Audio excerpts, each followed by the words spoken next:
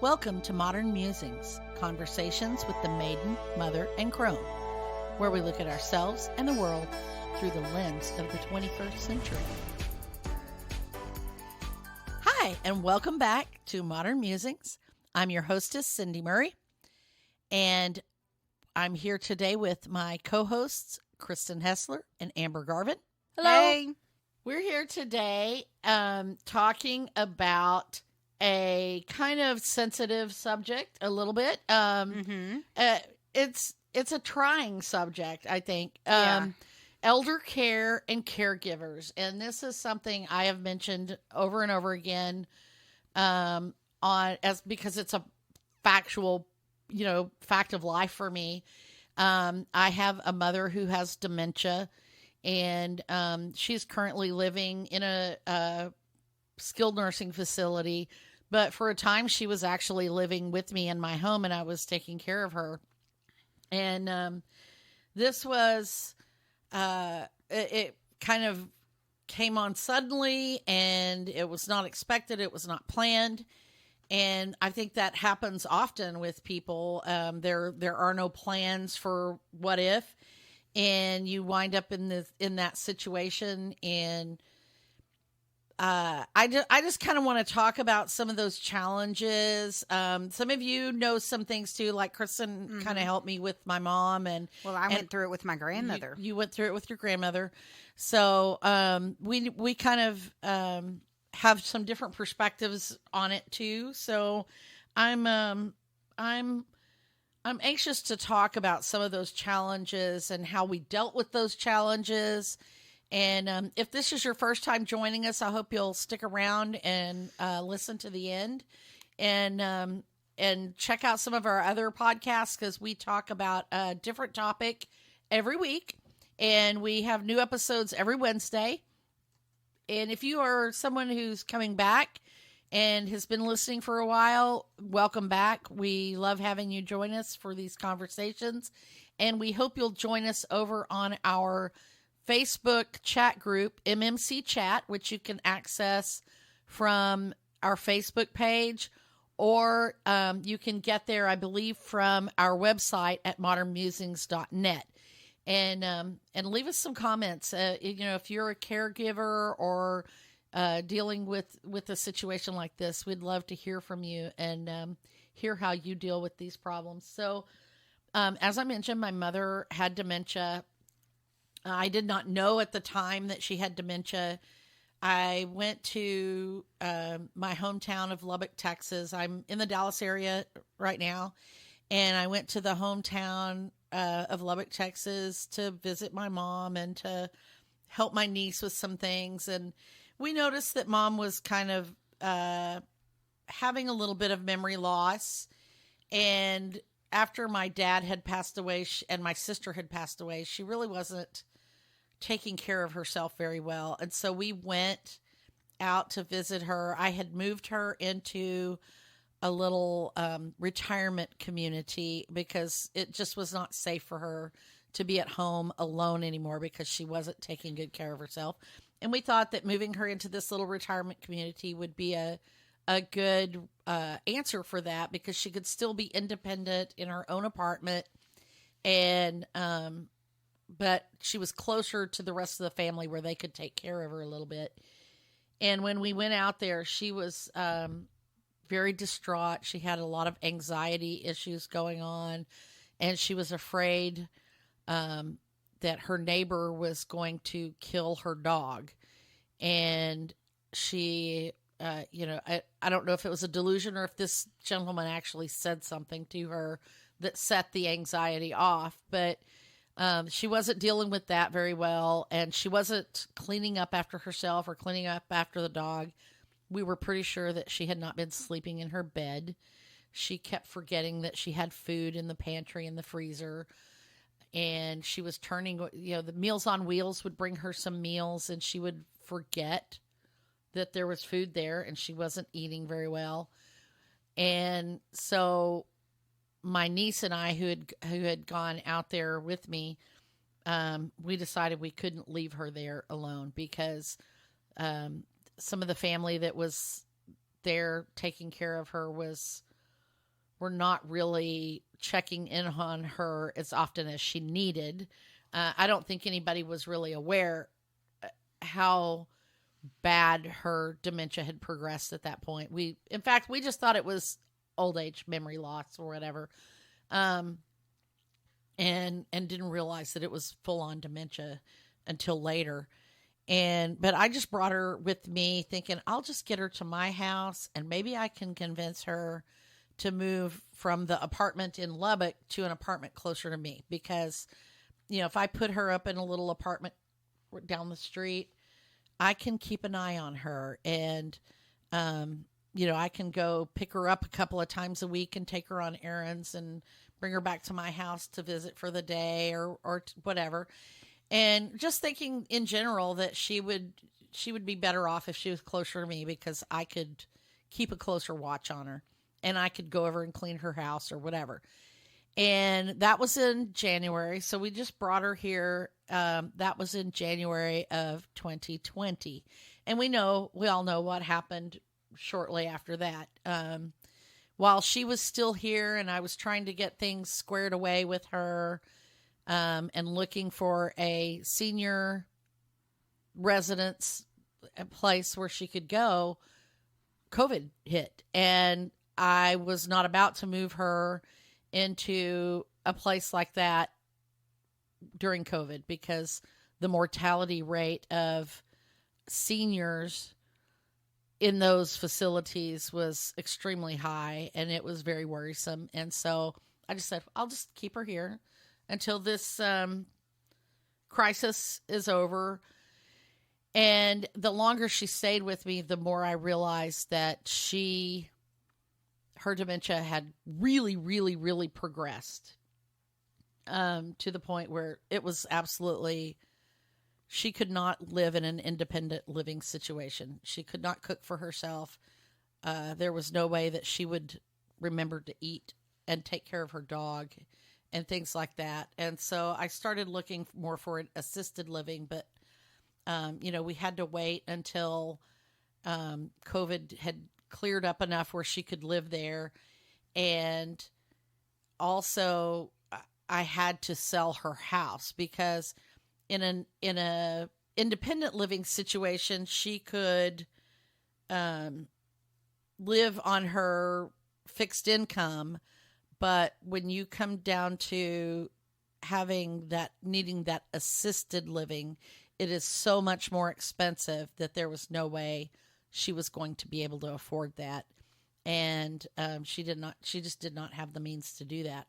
So she wound up living with me for 18 months, I believe it was, during which time we actually got her diagnosed with frontotemporal dementia, and realized how severe it actually was. And, so then COVID kind of lightened up a little enough where I could move her somewhere. But I was her primary caregiver. We did find an adult daycare center that she was able to go to a couple of days a week, which was very helpful to me, because I was trying to work from home. Even though COVID had basically shut down most of my travel business, I was still trying to get things done. I was still trying to do paperwork and taxes and things like that. And then I had, the whole family basically working from home in this house. So it was a little bit challenging, but it was very stressful for me. I don't think people realize how stressful being a caregiver is, even for someone that you love. It's very heartbreaking to see either their physical body or their mental health decline, and see that they're not the same person that they are. And it's basically a double job on you. Like I said, I was trying to work, but here was a second full-time job of taking care of my mother, who couldn't even remember to take a bath or change her clothes or where her bedroom was, or to eat or whether the dog had been outside. And so, Amber, I know you've had a similar experience taking care of your grandmother. Can you talk a little bit about that and, how that came about, and also, how difficult or easy that was? Well, it was actually a very similar experience to yours, actually, as far as my grandmother living alone. Well, my mom lived with my grandmother for years, almost probably about 9 or 10 years. She lived with my grandmother, taking care of my grandmother, running my grandmother's household, all while working at the same time, and going to nursing school and everything like that. And at first my mom, of course, was living both places with my grandma and my dad, and then as my grandma increasingly began not able to take care of herself, my mom lived more and more with my grandma. And so she was basically my mom was going to nursing school, but she was basically like a nurse to my grandma as far as taking care of her medications and making all of her food and cleaning house and stuff like that. And then once my mom got sick and had her strokes, then they had to hire a maid to come in and clean house and stuff like that. But my mom was still making basic food and everything like that. And then I lived with them for a while on through that. So I basically, after my mom had her strokes and went into the hospital, I took over the care of my grandmother for a while. So I had to learn how to do her medication, and I had to learn how to feed her and make sure and bathe her and stuff like that. But I mean, at that time, she was pretty self-sufficient. People being around her all the time, you got hints of dementia, but it wasn't full on. She didn't develop full on dementia until after my mom died. Right. And you were talking about after your dad died. Yeah, the stress and the depression. Stress and depression, of the death. That really brought on her dementia after my mom died. And then she was living by herself. Yeah. Because I was married to my ex-husband at the time, and we lived in our own separate place. But she was going through things, she would say things and not remember. Right. She would tell my cousin things to do things and then not remember doing it and saying that she didn't say that. Right. And as my mother did as well. Yeah, and I was trying to tell the other members of my family, hey, she is getting dementia, because I could tell before my mom died that she kind of had dementia, because she would do things like that to my mom. My mom would go over to my dad's, and then she would call my mom and threaten to call the police and tell them that my dad kidnapped her or something that. Yeah. So she would call my mom and do things like that, and then forget about it. So there were little hints, and then she was also increasingly writing everything down so she could remember everything. And she had notepads and notepads of just little things written down, just basic life things. And my cousin didn't find most of those until my grandma went into the nursing home, and it was apparent that she had dementia. But after my mom died, that became a problem.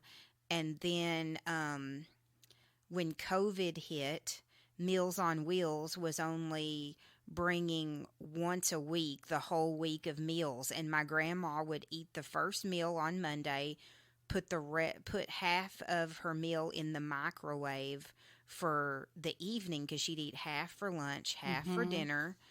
And she'd put all of the other meals in the microwave as well for the rest of the week, and they'd all go bad. Oh, right. And she'd forget about them in the wrong place. Yeah.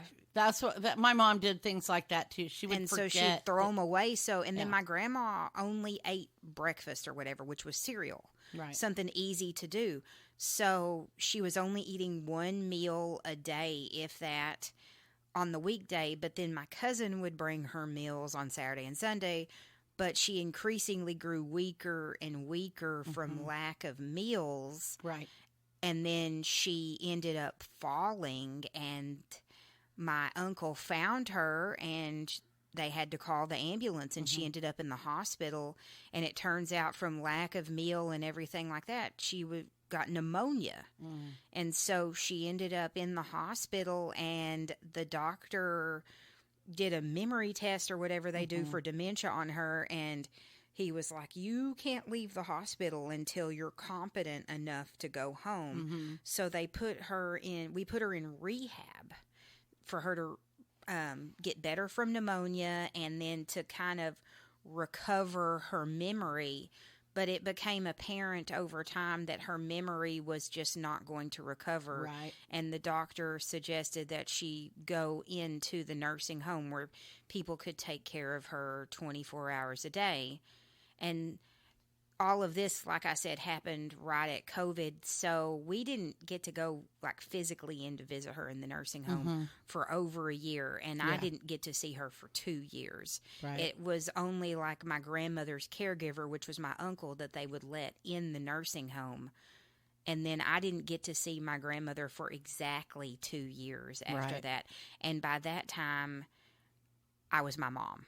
Yeah. Like, I ceased to exist.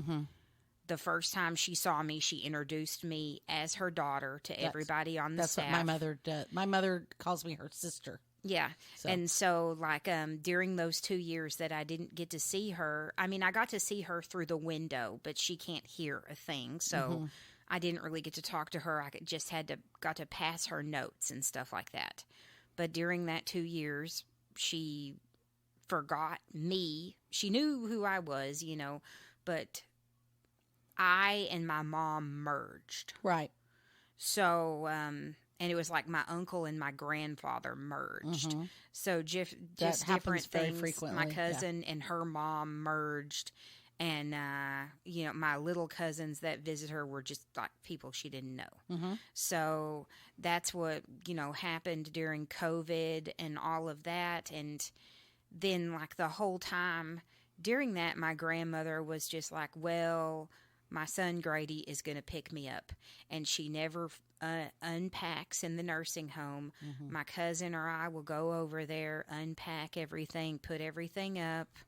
And it's by the time we go back, or my cousin goes back, it's packed again. It's by the door. It's waiting.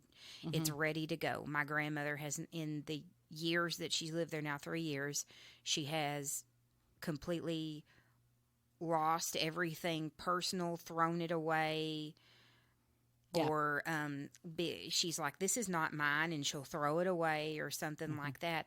So we're constantly buying her clothes and things like that. And it's just, it's an ongoing battle. It is. Even once they get into the nursing home or the memory care facility or whatever, it's just constant that you're dealing with things. And this, one of the issues, I don't know if you have this issue with your grandmother, but one of the issues with my mother was that she did not have any long-term care insurance. She did not have any retirement money set aside. She lived on a fixed income of Social Security only. That's exactly with my grandmother. My grandmother only worked like one job her whole life. And they, my mom had a job, but at the time that my dad had his heart attack and then went on hospice later, and that's a whole nother story of caregiving there as well. But when that happened, she took a leave of absence. And then when she went back to work, her dementia had set in enough that she couldn't work. And we're not even sure the whole story. Sometimes she says they fired her, and sometimes she says she quit. So I don't think she really knows because her dementia had already set in at that point. But she lost her any insurance that she had. So because it was all through her work. But so she wound up coming to me with nothing but her Social Security to live off of. And in Lubbock, Texas, you can get a senior apartment for, $700 or $800 a month. It's subsidized by the county or whatever. It's enough that you can live off of, barely, but you can live off of it. But out here in the Dallas area, or if you need any kind of medical assistance or anything like that, it is extremely expensive. And we started looking, at the assisted living, and they started at a rate of about $2,400 a month, and that's for someone who is mostly independent. And she needed more care than that, but at mostly independent, at $2,400 a month, that's more than I pay for my mortgage on my house, and it's like almost twice what I pay on my mortgage on my house. So, because I bought my house when everything was cheap. But it's a lot of money, and she did not have that, and so we were trying to look for this and that, and so we realized that the only thing we could do was get Medicaid, which is state funding, because Medicare will not pay for their medical care in a facility, even though it is medically necessary because of their dementia, which is a medical problem. And I'm not sure. We had to get my grandma on Medicaid as well. Yeah, and I don't understand this, why Medicare doesn't cover that, because it is a part of aging. It is a medical necessity for them to have this care. So, I mean, they'll pay for you to be in a hospital. Why won't they pay for you to be in that care? Well, I mean, I know why, because it costs money. And, at the lowest level of care is $2,400. But when you get up into someone with full on dementia, who needs round the clock care, like she does now, pretty much, it's $6,000, $7,000, $8,000 a month, because they have to be constantly supervised and all these things, and there is nothing to pay for it. In order to get Medicaid to pay for it, you actually have to be in a Medicaid facility for a certain length of time. When Medicaid, they only pay for a certain number of people at a time, and so there has to be an opening in the Medicaid slots for you to get care, and you have to be in a Medicaid bed in a Medicaid facility, a facility that accepts Medicaid. And those facilities, because the state pays them less than what they get for their other patients and residents, they limit it to X number of beds, and so there's only a few people, and so you have to be in that bed for a certain amount of time. And there's all these little, it's like jumping through freaking hoops. Yeah, it really is. It's really horrible. And so we opted to, at the time when I first moved her out of my house, I moved her into a memory care facility, because I thought she might be more comfortable in a facility that was dedicated to memory care and was not a nursing home. And so we sold her home and used that money to fund her living in the nursing home for a year and a half, or not in the nursing home, in the memory care facility for a year and a half. And then we moved her to a nursing home.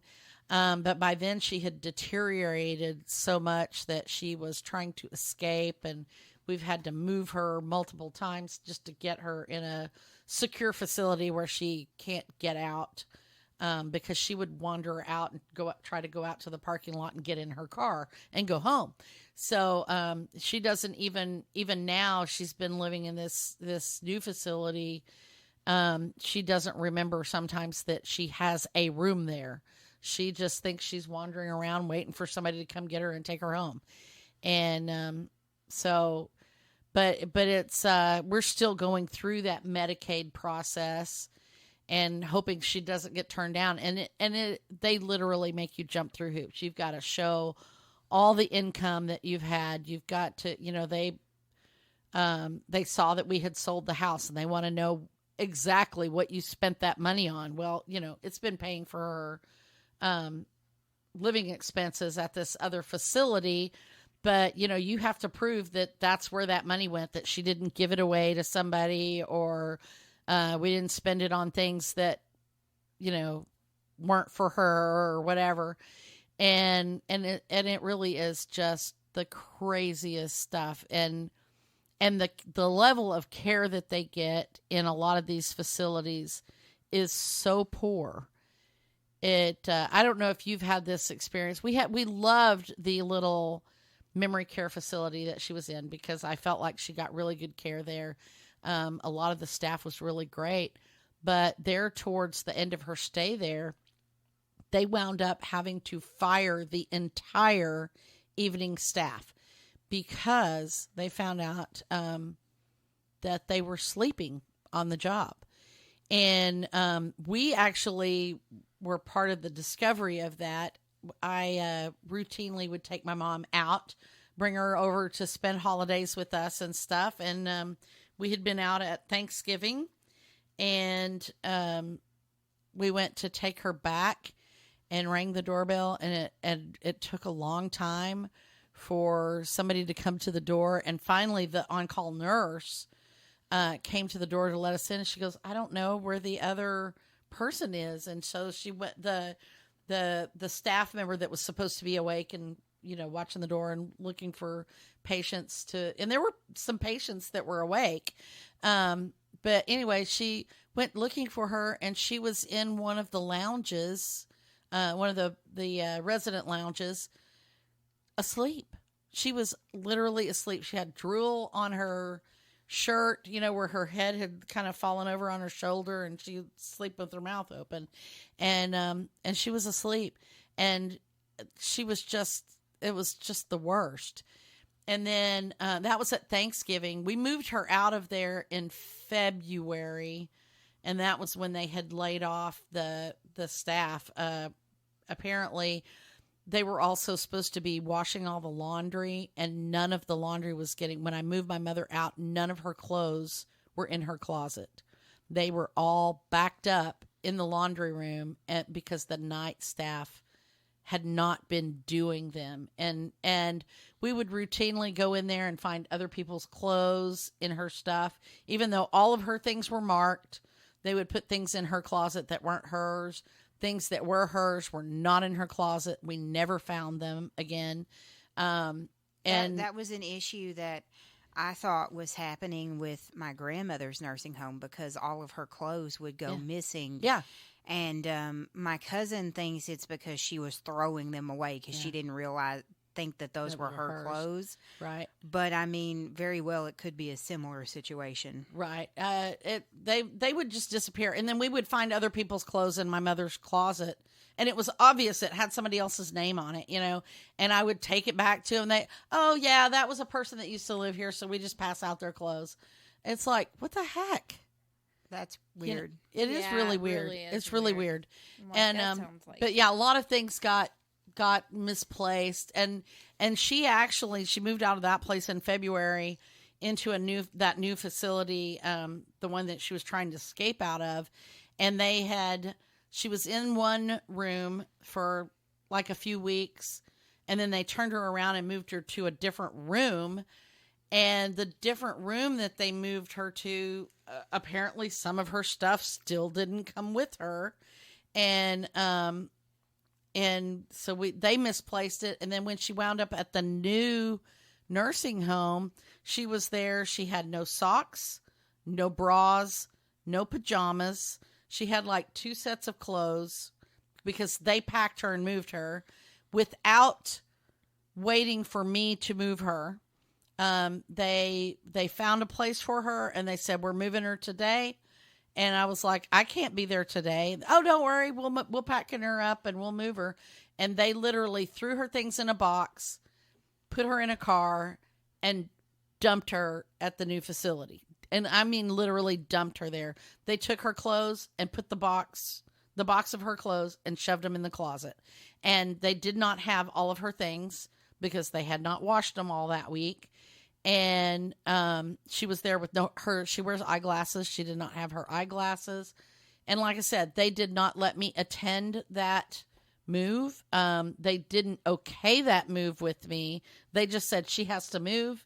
They're going to take her, and they took her. And I was really, really frustrated with that because I'm her POA. I should have been able to say, no, I'm not ready for you to move her.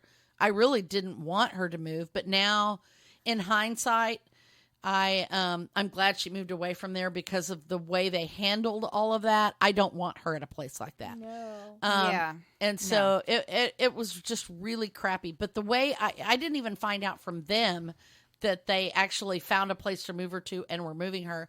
I found out from the facility that they were moving her to. They called me to get her medical records and ask questions. So they didn't even tell me they were moving her that day. It was the other facility they were moving her to called me to get her information. And I think that is a crime against the elderly. That is just horrible. Yeah. I can't find the right word for that. It's so bad. I don't think they should be able to do that. And yet they did. A lot of facilities are like that. Like there are a lot of, not the one that my grandmother is in. We were able to let her stay in the same place that she was in rehab for, even though it's not a Medicaid facility, because they have like a program for military wives. Oh there. yeah, a lot of them do. They for military wives. My dad did not serve though, so yeah. So she was able to stay there, but I'm thinking more of like my dad's mom. Like she was in a facility when she got older, and she ended up there after my Uncle Johnny died. So same scenario. Right. That's how my granny ended up in the nursing home. And she was like not taken care of very well there. Right. They allowed her to fall in the shower. They didn't assist her in the shower, and she broke her hip. They allowed someone to come in and scam her of all of her money. And then the rest, whatever she had of value, was eventually taken over time and everything like that. Now, I guess I'm not really sure about the clothing or anything like that, if they were good with her clothing, but I just remember I was in college when all of this happened, but I remember hearing from my parents the different various things that happened in that nursing home, and eventually that nursing home got shut down. Yeah, I have learned that with my mother's things, everything is expendable. Do not send anything to the nursing home that is a keepsake or a treasure or anything. My mother has some photos. Luckily, we've scanned those photos a long time ago, so everything that's there is there's a potential for it to be lost or stolen. And not even necessarily malevolently. The other residents often are also dealing with, and they take things and don't realize they're theirs. And that was one of the other horrifying things I found out. The day that they moved her to this new facility, which I like much better, the day that they moved her there, her other roommate had passed away. And her other roommate was, I think, a younger, like maybe my age or even maybe Kristen's age, but she had Down syndrome, and she had passed away. I'm not sure from what, but they had packed up her things as well. But some of her items were in my mother's belongings that they sent with my mother to this new facility, including a photo album of this young woman that she had of pictures of herself doing things, or whatever. And they just haphazardly, I mean, they were marked with her name. It was obvious that they belonged to this other person. they sent them to us. And so I actually took them back while I was looking for my mother's things, because I thought, the family of this lady might want these items back, especially the photo album, and they were like, oh yeah, well, we'll but the family took everything they wanted, and I'm like, so I got to dig through some stuff that belonged to this other young woman, and I found a couple of things in her stuff that they had packed up that actually belonged to my mother. And they were like, yeah, the family took everything they wanted whenever, and whatever. So this is all just going to go to the trash. We just haven't moved it yet. And I'm just like, you're serious? I cannot believe that. It's so callous. It's so callous. Mm-hmm. And, like I said, the whole treatment of that place was so horrible. I really liked that facility. It had really high ratings when we moved in, but after being there, I think I would have to give them a really bad review. I haven't done it yet, but I want to. And I was really, I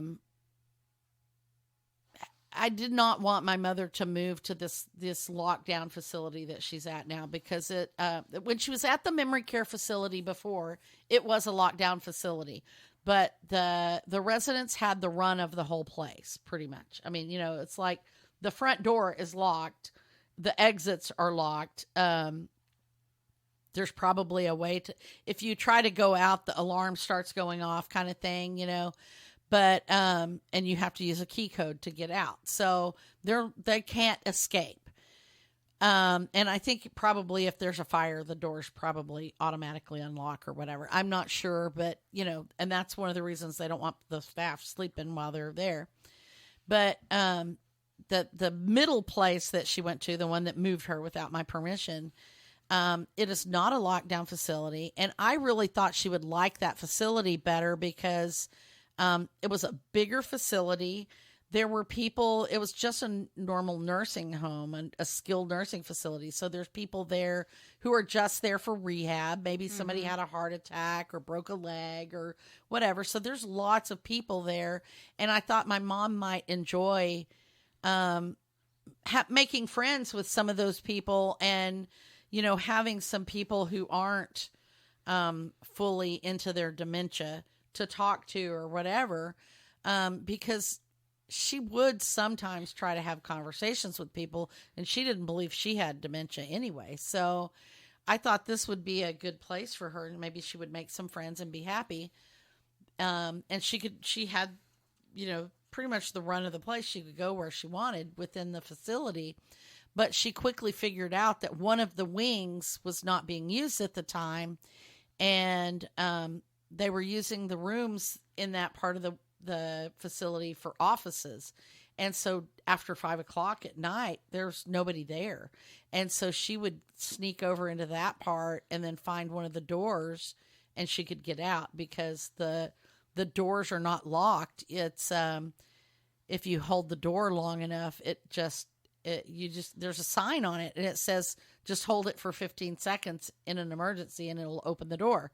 So she would she could read the sign. So she'd just open the door. And once she figured out how to get out, she was out on the street. And so they were like, we can't have that because we can't make her not go do that. She would forget to not try to go out because she would think, oh, my car's out there. I can just go out there and get my car and go home. And, so she couldn't stay there, and, we couldn't figure out a way to keep her from trying to escape. So they had to move her to the facility that she's at now, where she's in one wing, and it's all for dementia patients, and they can't get out at all. So, I don't like that part of it. And most of the people there are far more debilitated than she is, which is really sad. So, but because she's not able to reason enough not to try to escape, that's where she has to be. So, but at least she gets the care that I feel like she deserves, and or as best as she can. It's a really drab facility. There's like no carpet. There's no color on the walls. It's very plain. The beds are hospital beds with really drab sheets that look like they've been washed in brackish water. They're not white and sterile and clean looking. She can't have her own sheets or whatever like she did at the other facility. She had a queen size bed at the memory care facility, and we decorated it up. She had a chair and her TV and all those things, and she doesn't have that. It's a hospital bed with a tray and a side table and a dresser, and that's it. And it's just really plain and very hospital-like. And she can't have glass in her photo frames or anything like that. And I don't know. It's just really sad to me. So I don't like that. Now, on the other hand, my dad had hospice, and the care that we got there was superb. And also, we had a friend here after my mom moved out. I had a friend who was terminally ill, and he moved in with us for about 6 months or so. And he was on hospice, and they were very caring and very giving, and they came, I guess once a week to check on him, and we helped administer his meds and stuff, and until he was not able to take care of himself. And then my husband was his primary caregiver. But the hospice people were phenomenal. And I've had 2 different companies of hospice, and I loved both of them. They were really great. They were very caring. They did a lot of things for us, and that was a great thing. But I couldn't get that kind of care for my mother because she wasn't terminally ill. So, hospice is only for people who are dying. And so you can't get home health care for somebody otherwise. So, you can pay for it, but I know her dementia is like the slowest type of death. It is. It's terrible because she doesn't even realize that it's happening to her. You can't reason with her to do anything. And it's really, really hard on the caregivers because when they answer something wrong, your instinct is to say, "No, Mom, we did this, remember?" But she doesn't remember. And trying to remind her of something or correcting her actually just makes her more upset. And so it's really, really hard. And there's just a lot of factors that go into it. And even with her in this facility, I still have to do a lot of things with her money. And we actually found out the other day that the previous facility, the one in between that had moved her out, they've charged her twice for her rent after she moved out. They kept charging her rent and overdrew her account. So now I have to go back, and they won't return my calls. So I'm trying to get that money returned to her, and it's just ridiculous. It should not be happening at all. Absolutely not. And the fact that it is just shows what a horrible state our elder care system is right now. And there's just no one to help guide you through the things. The nursing homes did help me fill out the Medicaid process. I had a lawyer that I hired, an elder care attorney, who helped us with some of our like the POA documents and some of that stuff. But there really is no one to guide anyone through the things that you need to do and how you can protect yourself. And so that your best course of action is to take care of these things before you need it. So, for yourself, take care of these things for yourself so that your family doesn't have to. put a plan in place for your care if something were to happen. And you may say, well, I'm 40 years old or I'm 30 years old. It's not going to happen to me. But there's a lot of people who get in. Actually, according to A Place for Mom, there's 1.3 million live in nursing homes, representing 2.4% of the elderly population in America as of 2022. And an additional 918,000 elderly Americans reside in assisted living facilities. And that's just the elderly. I mean, what happens to younger adults who get into... Yeah, that's just 65 and older. 65 and older. But younger people often have medical crises that cause them to need that kind of care as well. Like I said, the young woman that was my mother's roommate was considerably younger than my mother, and not a senior, and yet she was having to live in that situation, probably because her parents had probably already passed away, and so there was no one to care for her.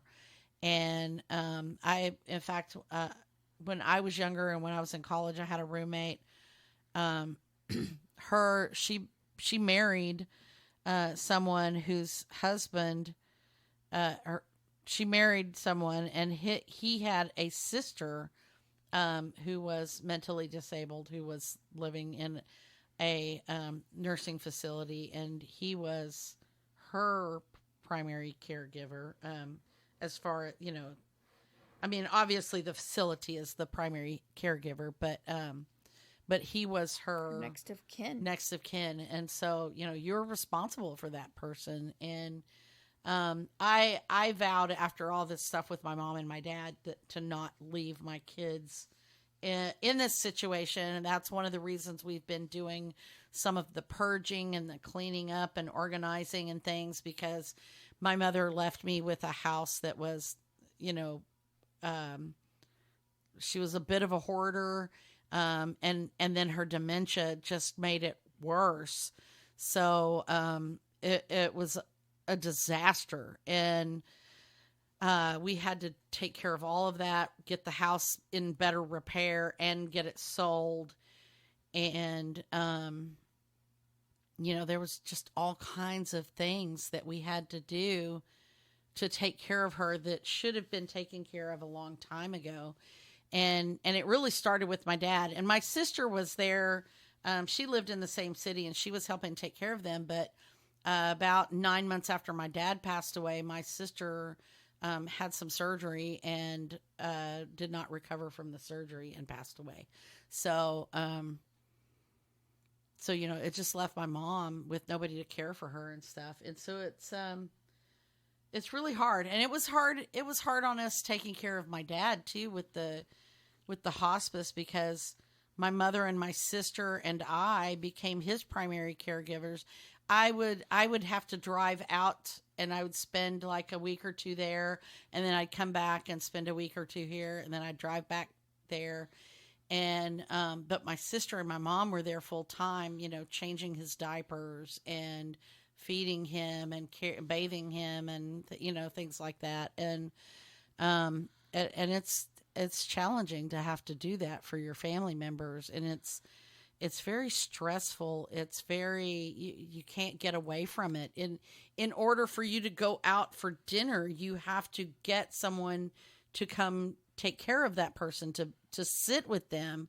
I can't remember. I think my sister, it was when my cousin got married. That was what it was. And they had to get a sitter to come sit with my dad so they could go to the wedding. So, there's all kinds of things like that. And, it's just very traumatic. It's very stressful. And I hate the way our government has all this set up that does not care for our elderly people. I think Social Security should cover Extend these that things service a little further. Yeah. I know it's really, there's the big question of that, because Social Security is pretty much tapped out. And there's not enough to pay everybody, but we've got to do something because the baby boomers are getting into that. And my mom was a baby boomer, and I am the last of the generations of baby boomers.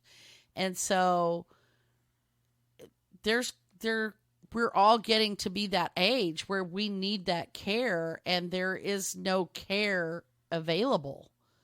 There's not enough nursing homes. There's not enough staff in the nursing homes. The turnover rate, the work is so hard and stressful for them that they can't keep people hired. The turnover rate's huge, and especially after COVID because, COVID was rampant. Breeding ground for COVID. Nursing totally homes yes. were, yeah. Yeah, because the elderly can't remember to wear a mask and wash their hands, and it's terrible. It's terrible, and they're all in close quarters, and so I really feel like there should be some reform there, but I don't know. I don't know how to make that happen. Do y'all have anything to add? Do you have any observations that you remember, Kristen, from Mimi or Poppy or Coy? Just that I don't look forward to it. Yeah. The thing that I think is the hardest is seeing, the fact that your mom doesn't remember who you are. I don't think I could handle that. Yeah. You're hard. Like one of my best friends, that's tough. Yeah, it is. And sometimes I question whether, maybe she does know who I am, but she just forgot the word for daughter, and so the word sister is the first thing that comes up because I was my sister's sister. Yeah. And so maybe that word is connected, and maybe she really does know who I am, but you just can't know. And it's really hard. My brother gets called, she thinks he's my dad often, but he looks a lot like him. I look a lot like my aunt. She seems to remember who you are though. Yeah. And she remembers who my niece Ashley is. And, so there's some people that she remembers and there's some people that she confuses, like they blend together in some way. And that is a really hard part of it. And there's not a whole lot of support for the caregivers. Like I said, I had no one telling me how to find a place. I used a place for mom to find her a place a couple of times. And, but there's really nobody to tell you how to manage all that Medicare stuff or the Medicaid or Medicare. It's like my mom was paying this exorbitant amount for her Medicare part.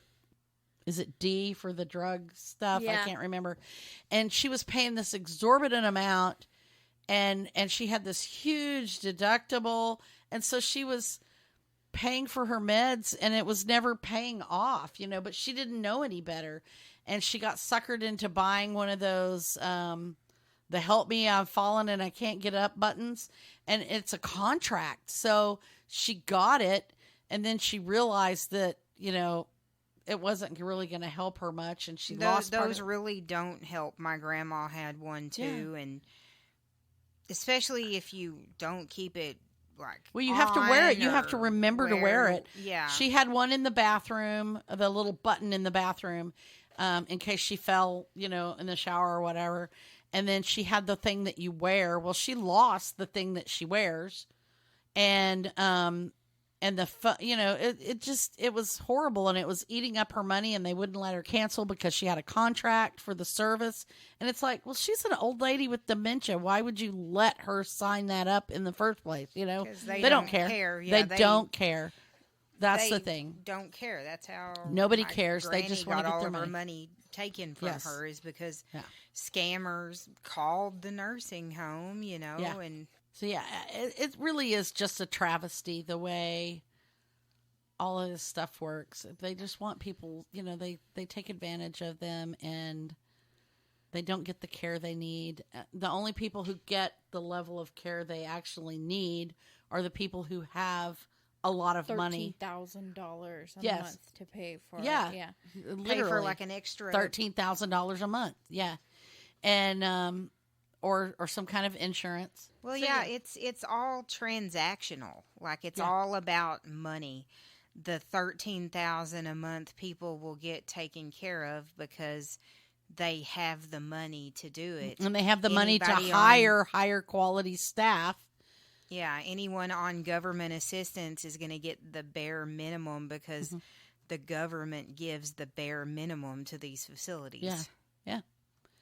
And that's just a shame. But so that's my rant about elder care and caregivers and things like that. I think if to me it's a lot like our education system. If we had more money to put at it to hire high quality teachers and to keep teachers there, to make it worth it for the teachers to be high quality teachers and to stay in those positions, then and we had the resources to buy the equipment they need and supplies, just the same thing with the elder care. If we had if they had the funding to hire the higher quality. Yeah, no government money. Well, you were talking about, the boomers slowly going into needing that level of care. Right now, looking on Indeed, ZipRecruiter and Salary.com, salary for hospice employees in Texas is anywhere from $68,000 to $100,000 a year for hospice. Yeah, for hospice. Yeah. So that's like home visits. That's and the stuff home like visits. that. Yeah. So that's skilled nurses, skilled nursing. licensed nurses. Yeah. What does it say for nursing facility staff, like nurses, certified nurses aide, or in a retirement facility? Okay. So average senior care centers with registered nurses making hourly pay is approximately $32 an hour. What does that work out to? Well, let's do the math. So that would be... That's nursing. Actually 21% below the national average, according to Indeed. That's just nursing staff, though. Yeah, that's your nursing staff. CNA. But that's a difficult job. That's a different level than a hospital where you have different patients coming in and out. And they're just needing aftercare from surgeries or accidents. This is like nursing home. Like, my grandmother bites people. Yeah.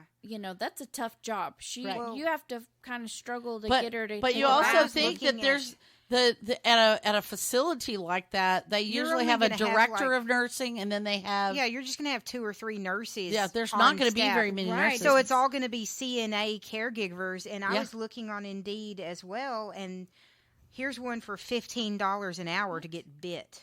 Yeah. Yeah. So and to clean up urine and feces. $16 an hour to get bit. If you work 40 hours a week at $32.52, that's a lot for an hourly pay compared to some jobs. Right. Compared to some jobs where you're sitting on your butt all day. Right. Well, you can that's go only $1,300 for 40 hours. Right. Well, so what is that for 52 weeks? 67,000. See, that's very low. Yeah, that's the bottom of the. Yeah, hospital. You can go to like a hospital as a nurse and make more money. You can go do hospice and travel from home to home and develop a relationship with those people that you're only seeing for like a couple of hours at a time. Not even that. When the hospice came in, they might be here 30, 45 minutes at the most. They would come in and do a sponge bath and change the sheets or, depending on the level of care, some different things, but it's all palliative care. And, but like it's very stressful to work in those nursing homes. My sister, was a CNA in a nursing home while she was going to nursing school. And it was stressful, and the turnover rate because of that pay. because the $15 an hour to get bit. You can pay. You can work at Sonic for $15 an hour. You can work at Chick-fil-A for $16, $17 an hour. Or you can work in a call center and make $17 to $20 an plus hour. bonuses, and you don't get bit. And you don't get bit, and you get benefits and stuff. And and I'm thinking, okay, like some of these nursing homes are usually owned by corporations that own multiples. They're not usually individually owned, so they probably do have enough employees. To have decent insurance, to have some insurance at least. But still, you're talking 8 or 10 hour shifts of getting bit and slapped and cleaning up urine and cleaning up feces, washing other people's clothes. Yeah, and they're not just doing nursing things like giving people shots of medicine. They're cutting up their food for them, making sure they have sometimes they hand feed them laundry. Hand feeding hand them. dress them, then hand dress wash them, brush them, their hair, brush hair, stuff. Clipping their toenails, changing dirty bed sheets. Yes. And I mean frequent, because we're talking people who often have no continence. They're incontinent, or even their bowels are incontinent sometimes. So, it's some of them are like little children, and when they get mad, they are dangerous. So, yeah, it's stressful to see adults in distress that way also. So, I don't understand why that pay is so low. Well, I understand why the pay is so low, because they don't get enough money to pay them more. They don't. I know that's the conundrum, or the catch-22, is you want it to be less expensive so anyone can get that level of care, but then there's not enough people doing that job.